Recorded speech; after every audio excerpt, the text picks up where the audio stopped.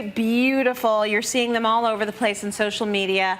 But then some of us are thinking, if you were living in a colder climate, why would you invest in tropicals? Even though they're gorgeous, you're saying there's a way to swing it. Absolutely. And we're seeing more and more people heading south for winter vacations. Yeah. And then they come back and they love the freshness and the colors that they're seeing in the Caribbean. Yeah. And they want a piece of that in their home. And we've had tropicals in our houses for years. Yes. Not a big surprise. And we see lots of tropicals solving indoor solutions like low light levels, no humidity in the space, desperately in need of color. We're filling those in with our tropical plants. Right. But now we're seeing more and more people pulling them outdoors. Yes. And garden centers like Terra Nurseries, where all these came from, are starting to invest in tropicals as annuals or as patio plants for condo dwellers, because It's tropicals, gorgeous. yeah, and it's a great way to really solve a lot of the issues that we have outside. Yes. So I'm going to touch on some of those and show you how tropicals can solve that for you. Okay. So let's talk about blooms first of all. Now, often when we're planting perennials, the bloom time is only a couple of weeks. There are several perennials that'll last longer, but it's a shorter span. Yeah. However, with a tropical like a bromeliad like this one,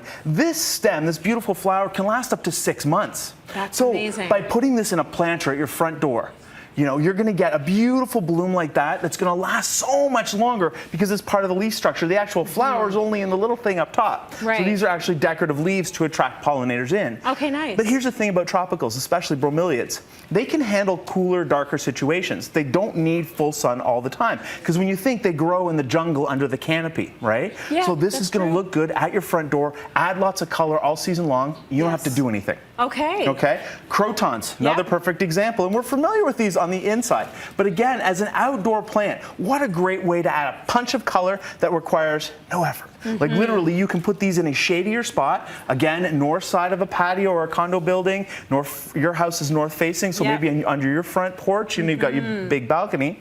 You can put this in. Lots of bright colors, not a lot of work. Right. One of my favorite shade-loving tropicals is a peace lily. Yes. Really. Now, these peace lilies are fantastic for a couple of reasons. The first, they require very little of anything. Yeah. Like, just ignore them. They're great. They will bloom with very little light. Most plants need a lot of sunlight to generate blooms. Peace lilies are one of the few that do not. The other thing I love about peace lilies is peace lilies are an indicator plant. Okay. So what that means is when it's time to water, these guys will start to droop.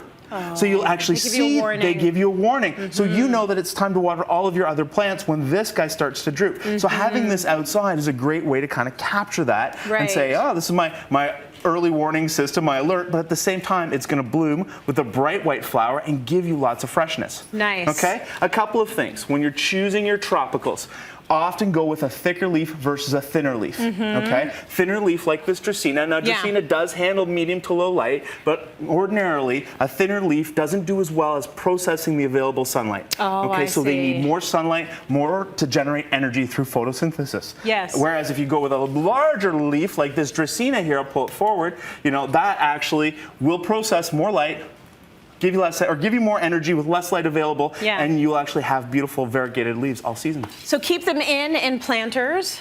Make sure they're getting a bit of humidity, right? They do need that to but thrive. Our Canadian summers are perfect for them. Right. As long as they're not in full bright sun, you're good to go. Yes, you're good to go. Yeah. And then you can pull them back outside if you want. Absolutely. In the summer Rotate them months. through the seasons. You've got a 4-season plant. That's pretty cool. I like that, and they're gorgeous.